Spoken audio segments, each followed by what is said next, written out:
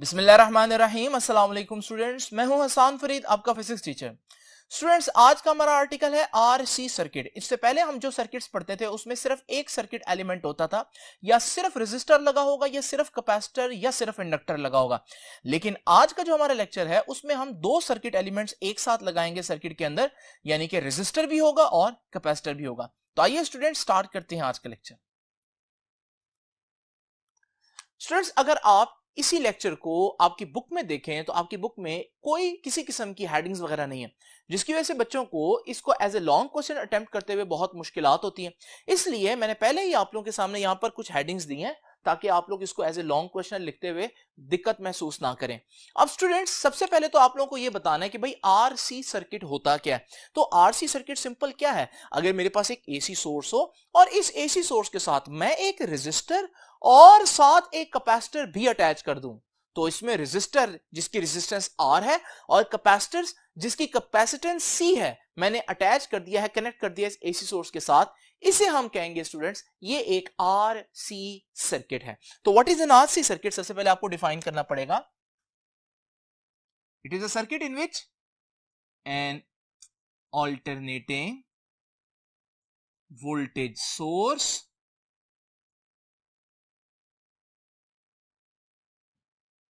is connected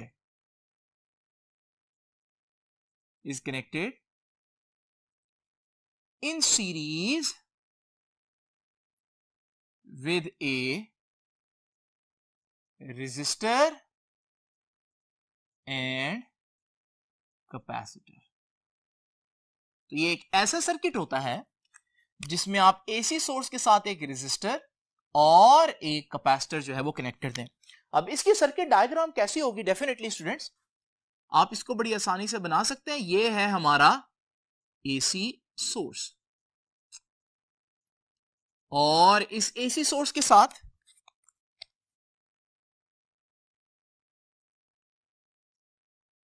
मुझे attach करना है एक रेजिस्टर और एक अदद कैपेसिटर। तो ये है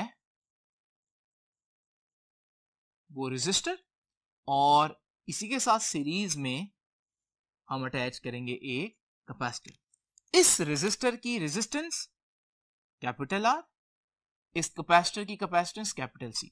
अब स्टूडेंट्स, ये जो वोल्टेज है यहां पर जो ये सोर्स दे रहा है, इस वोल्टेज को हम बोलेंगे VRMS, क्योंकि आप लोगों को मालूम है कि ऑल्टरनेटिंग वोल्टेज जब हो तो हम RMS वैल्यू ही कंसीडर करते हैं। अब जब ये वोल्टेज अप्लाई करेंगे यहां पर, तो इस वोल्टेज की वजह से एक करंट जनरेट होगा इस सर्किट के अंदर। क्योंकि वो करंट भी ऑल्टरनेटिंग होगा तो उस करंट को भी मैं IRMS कहूंगा, उसकी RMS वैल्यू ही लूंगा। स्टूडेंट्स, ये वाला वोल्टेज इसको भी मिलेगा और इसको भी मिलेगा। तो रेजिस्टर के अक्रॉस जो वोल्टेज ड्रॉप होगा, जितना वोल्टेज रेजिस्टर यूज करेगा उसे मैं कहता हूं VR, और कैपेसिटर के अक्रॉस जो वोल्टेज ड्रॉप होगा उसे मैं कहता हूं VC। तो ये है हमारी वो डायग्राम जो आप लोगों को यहां पर बनानी है आरसी सर्किट में। अब स्टूडेंट्स, आरसी सर्किट जान लिया और आरसी सर्किट कैसा होता है वो भी हम लोगों ने बता दिया। अब अगली बात करने से पहले मैं आपको बताता चलूं कि अगर आप आरसी सर्किट पढ़ना चाहते हैं तो आपको पहला सर्किट जो रेजिस्टिव सर्किट था खाली वो आना चाहिए, और दूसरा सर्किट जो खाली कैपेसिटिव सर्किट था जिसमें सिर्फ कैपेसिटर लगा हुआ था वो आना चाहिए। तो रेजिस्टर सिर्फ लगा हो तो वोल्टेज और करंट का क्या रिलेशन होगा, और सिर्फ कैपेसिटर लगा हो तो वोल्टेज और करंट का रिलेशन क्या होगा, ये मैंने आपको 2 आर्टिकल्स पहले पढ़ाया था। तो वो कंक्लूजन्स आपको मालूम होना चाहिए, क्योंकि मैं आपसे पहले ही डिस्कस कर चुका हूं स्टूडेंट्स कि यहां जितने भी सर्किट्स हम पढ़ेंगे उनमें हमारा जो सबसे बुनियादी मकसद होगा वो क्या है, वो ये है कि हमने वोल्टेज और करंट इनका रिलेशन फाइंड आउट करना है कि ये आपस में इन फेज हैं या आउट ऑफ फेज हैं, या कौन लीड कर रहा है कौन लैग कर रहा है, ये चीजें हम लोगों ने देखनी है। तो अभी तक तो हम लोग देखते आए थे सिर्फ रेजिस्टर, सिर्फ कैपेसिटर, सिर्फ इंडक्टर वाले सर्किट में। आज हमारे पास एक ऐसा सर्किट है जिसमें रेजिस्टर भी लगा हुआ है और कैपेसिटर भी लगा हुआ है।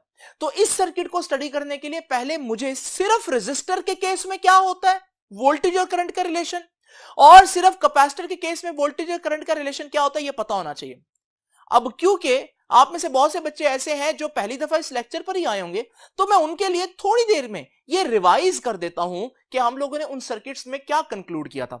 स्टूडेंट जरा इमेजिन करें कि मेरे पास एक एसी सोर्स के साथ एक रेजिस्टर लगा हुआ है, ये है प्योर रेजिस्टिव सर्किट।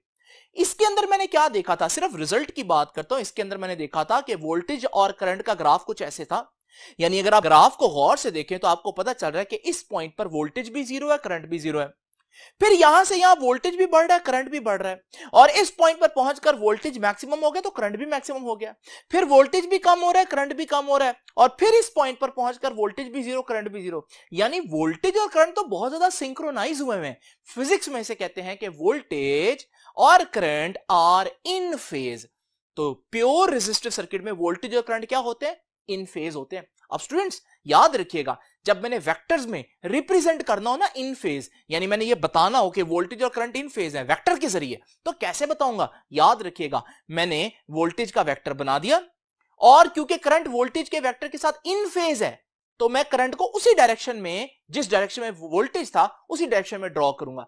तो अगर दो वेक्टर्स आपको इस तरह से नजर आए चैप्टर 16 के अंदर, तो इसका मतलब मैं क्या बताना चाह रहा हूं कि वो जो दोनों वेक्टर जिन क्वांटिटीज को रिप्रेजेंट करते हैं वो क्वांटिटीज इन फेज हैं। इन फेज का मतलब वो एक साथ जीरो होती हैं, एक साथ बढ़ती हैं, एक साथ मैक्सिमम होती हैं, एक साथ कम होती हैं, एक साथ नेगेटिव होती हैं। इसे बोलते हैं इन फेज होना। तो याद रखिएगा, अगर मैं इन फेज बताना चाहता हूं तो मैं दोनों वेक्टर्स को एक साथ बनाऊंगा। अच्छा, दूसरी बात, आप लोग देख रहे हैं कि मेरे पास जो आज सर्किट है उसमें थोड़ी देर के लिए अगर मैं कैपेसिटर को भूल जाऊं तो बाकी रेजिस्टर नहीं रह जाएगा। और रेजिस्टर की तो सारी कहानी वही है जो मैंने आपको बताई कि वोल्टेज और करंट इन फेज होंगे तो उनके वेक्टर्स पैरेलल ड्रॉ होंगे। तो स्टूडेंट्स मैं एक काम करता हूं, मैं यहां पर थोड़ी देर के लिए आपके सामने ये करंट और यूं वोल्टेज को बना देता हूं। और याद रखिएगा स्टूडेंट्स, ये किसके केस में है, रेजिस्टर के केस में। ये वही कंक्लूजन है जो मैंने भी आप लोगों के सामने किया। अच्छा स्टूडेंट्स, अब जरा तवज्जो से देखिए, जरा इमेजिन करें कि मेरे पास एक एसी सोर्स है और इस एसी सोर्स के साथ मैं एक कैपेसिटर कनेक्ट करता हूं। अच्छा, जब मैं ये कैपेसिटर कनेक्ट करूंगा स्टूडेंट्स तो ये बन गया प्योर कैपेसिटिव सर्किट। ये भी हम लोगों ने डिस्कस किया था। आप लोगों को मालूम है अगर वोल्टेज और करंट फेज में हो तो इस तरह से दिखेगा ग्राफ, लेकिन ये कैपेसिटर के केस में हम लोगों ने देखा था कि ये ग्राफ चेंज हो गया था और करंट का ग्राफ थोड़ा सा इधर को शिफ्ट था। इसका मतलब यह है कि यहां पर करंट और वोल्टेज फेज में नहीं है।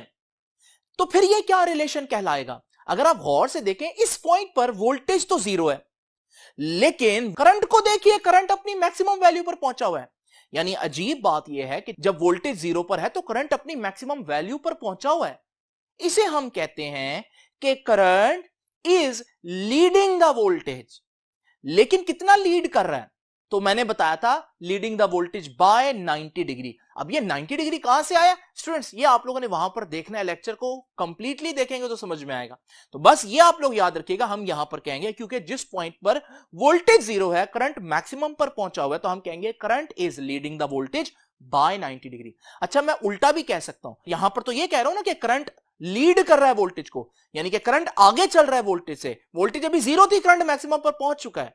मैं उल्टा भी कह सकता हूं, मैं ये कह सकता हूं कि वोल्टेज जो है वो करंट से पीछे रह गई है, क्योंकि अगर करंट आगे चला गया, लीड कर रहा है, तो वोल्टेज पीछे रह जाएगी। इसको मैं यूं कहूंगा कि voltage is lagging behind the current by 90 degree. तो स्टूडेंट्स, ये जो आखिरी स्टेटमेंट मैंने बोली है इसको अब जरा जहन में रखना है आप लोगों ने। अब जरा इमेजिन करें, अगर तो करंट और वोल्टेज फेज में होते तो मुझे मालूम है उनके वेक्टर्स को बिल्कुल सीधे ड्रॉ करना है। लेकिन आप लोग देख रहे हैं यहां पर मैंने क्या डिस्कस किया, voltage lags the current by 90 degree, voltage 90 degree पीछे रह गई है। इसको कैसे ड्रॉ करेंगे, आप वोल्टेज का वेक्टर 90 डिग्री क्लॉकवाइज रोटेट कर दें। जो ये नई डायग्राम बनी है ये क्या बता रही है, ये बता रही है वोल्टेज 90 डिग्री लैग कर रही है करंट से, यानी कि voltage lags behind the current by 90 degree. ये डायग्राम गौर से देखें, ये डायग्राम मैं आपके सामने यहां पर बनाने लगा हूं। तो अगर मेरे पास सिर्फ कैपेसिटर होता तो फिर क्या सिचुएशन होती, फिर सिचुएशन ये थी कि करंट ऐसे और वोल्टेज क्योंकि लैग कर रहा है तो वो 90 डिग्री क्लॉकवाइज रोटेट करके बनाऊंगा। अब स्टूडेंट्स, ये तो थे इंडिविजुअल सर्किट्स जो मैंने आपको अलग-अलग पढ़ाए थे।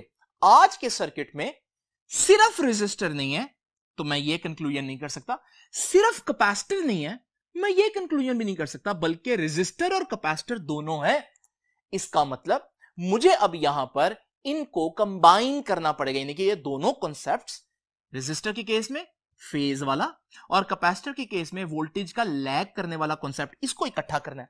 अब ये दोनों ग्राफ जो रेजिस्टर और कैपेसिटर के मैंने भी आप लोगों को दिखाया यहां पर, अब मैं इनको इकट्ठे कैसे करूंगा स्टूडेंट्स? आप लोग देख रहे हैं दोनों ग्राफ में एक बात कॉमन है, इस ग्राफ में भी करंट हॉरिजॉन्टल यानी एक्स एक्सिस में और इस ग्राफ में भी करंट हॉरिजॉन्टल यानी कि एक्स एक्सिस में। तो मैं क्या करता हूं, तो मैं इन दोनों ग्राफ को स्टूडेंट्स कुछ इस तरह से इकट्ठे करूंगा, कंबाइन करूंगा कि मैं दोनों में देख रहा हूं करंट कॉमन है, तो मैं करंट को एक ही रेफरेंस लाइन बना देता हूं। तो ये देखिए ये ग्राफ हो गए इकट्ठे।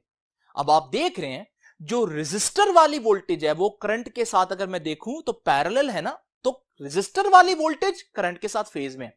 लेकिन अगर मैं थोड़ी देर के लिए रेजिस्टर वाली वोल्टेज को भूल जाऊं और कैपेसिटर वाली वोल्टेज को देखूं तो कैपेसिटर वाली वोल्टेज जो है वो करंट के साथ लैग कर रही है 90 डिग्री।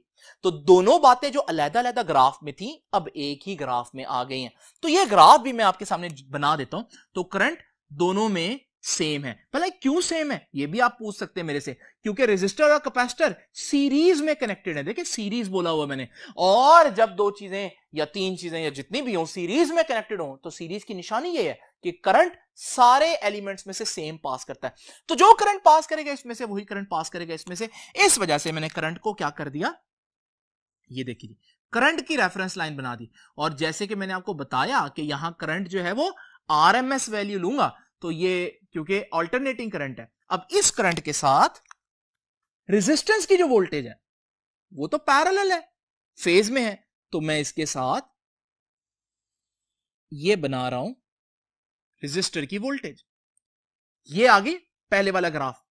अब मैं करंट इसका बनाना है तो इसका करंट वो ही समझूंगा, ये जो मैंने बनाया वो ब्लैक लाइन।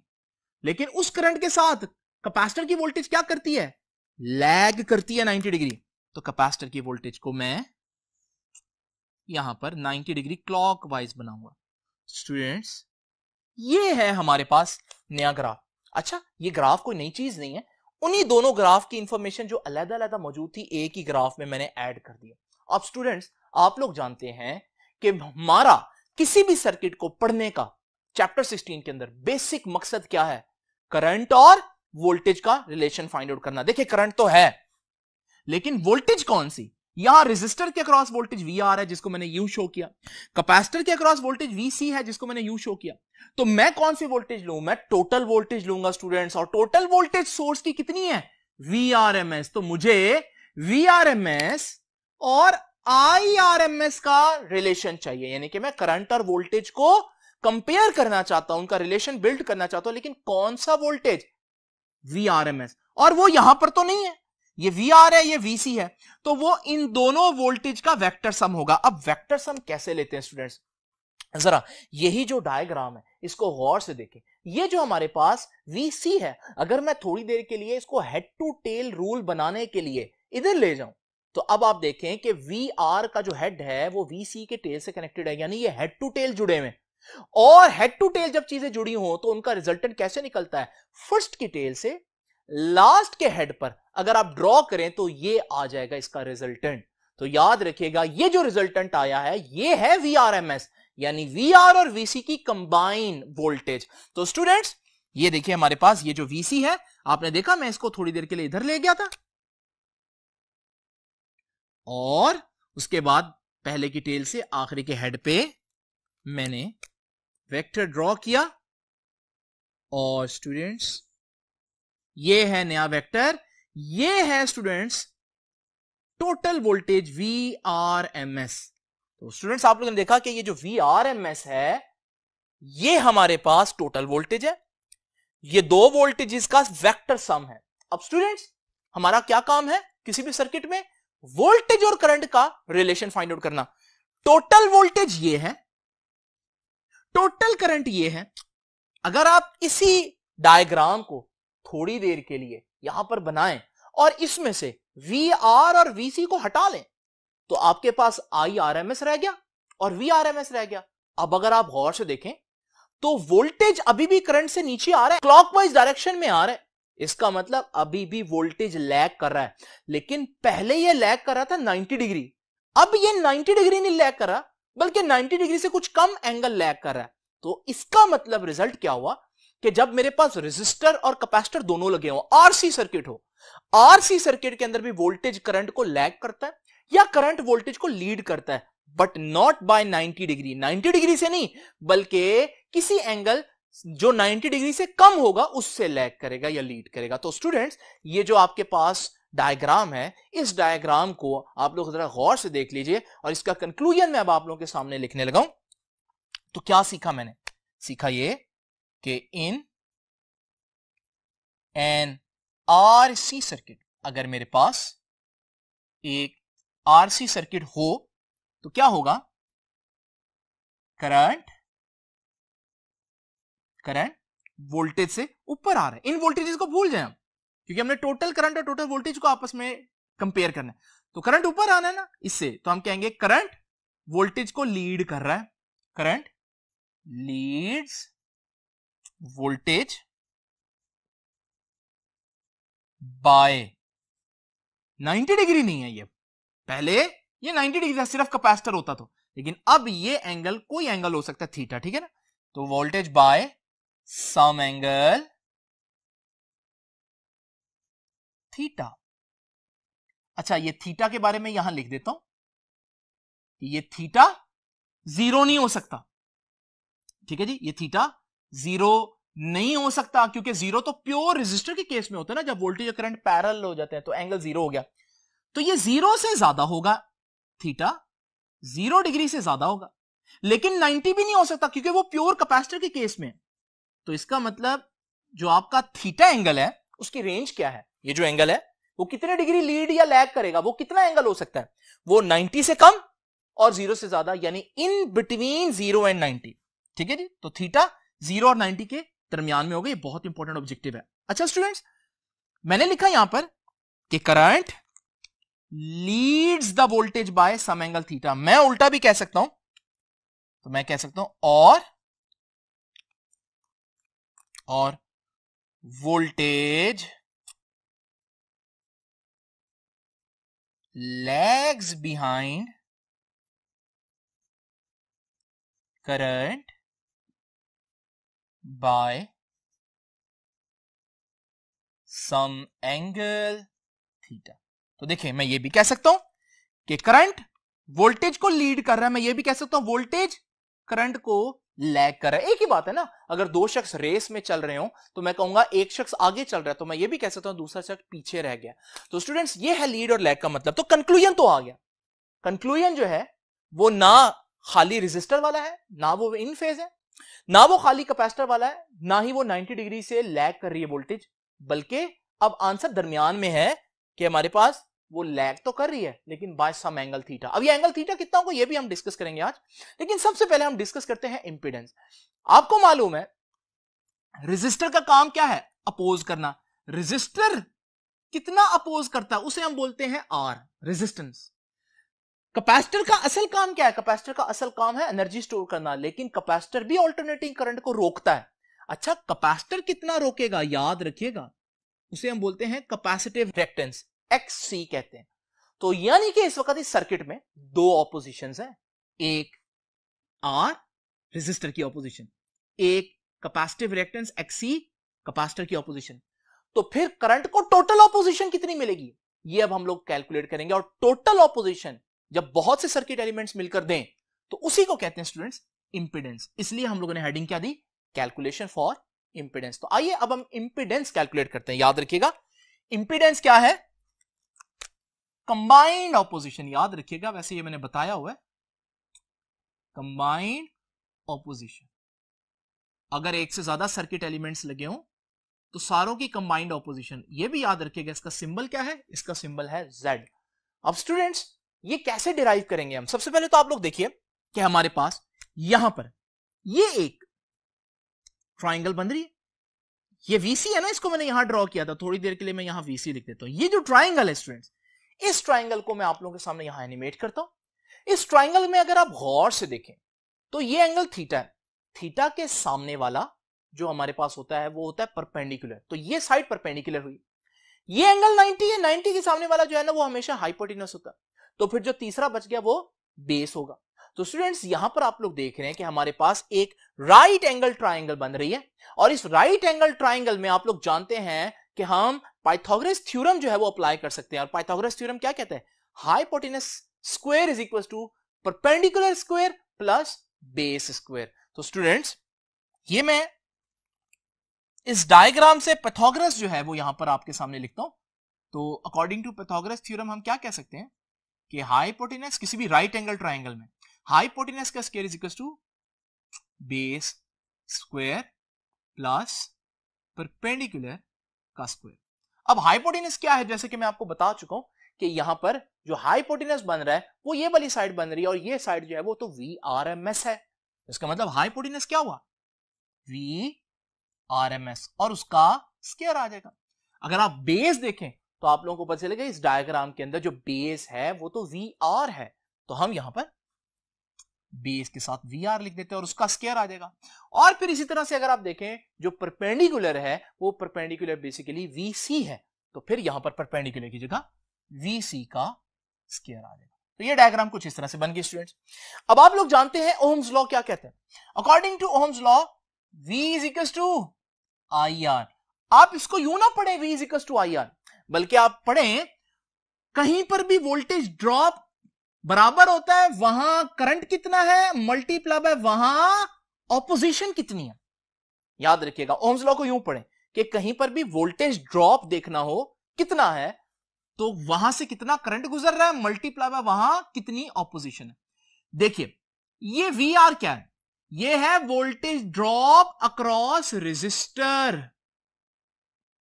यहां जो वोल्टेज ड्रॉप हो रहा है रेजिस्टर के अक्रॉस, और वोल्टेज ड्रॉप निकालना तो क्या फॉर्मूला है, करंट मल्टीप्लाई बाय रेजिस्टेंस। देखें करंट तो सारे एलिमेंट्स में से IRMS पास करेगा, क्योंकि कौन सा सर्किट है, ये सीरीज सर्किट है। साथ किससे मल्टीप्लाई करना है, ऑपोजिशन, क्योंकि मैं सिर्फ रेजिस्टर की बात कर रहा हूं, और रेजिस्टर की ऑपोजिशन R रेजिस्टेंस होती है, तो ये VR की जगह मैंने ये लिख दिया। आगे चलते हैं स्टूडेंट्स। VC क्या है, voltage drop across capacitor, capacitor के गिर्द वोल्टेज ड्रॉप, और वोल्टेज ड्रॉप बराबर होती है करंट इनटू ऑपोजिशन। अब करंट तो आप लोगों को मालूम है RMS होगा, ऑपोजिशन जब मैं कैपेसिटर की बात कर रहा हूं तो कैपेसिटर की जो ऑपोजिशन है मैं आपको पहले ही बता चुका हूं क्या होती है, XC, जिसे हम कैपेसिटिव रिएक्टेंस कहते हैं। तो यहां पर XC आ जाएगा कैपेसिटर की ऑपोजिशन। अब स्टूडेंट्स नेक्स्ट चीज, ये है VRMS, ये है टोटल वोल्टेज, तो ये भी V है ना,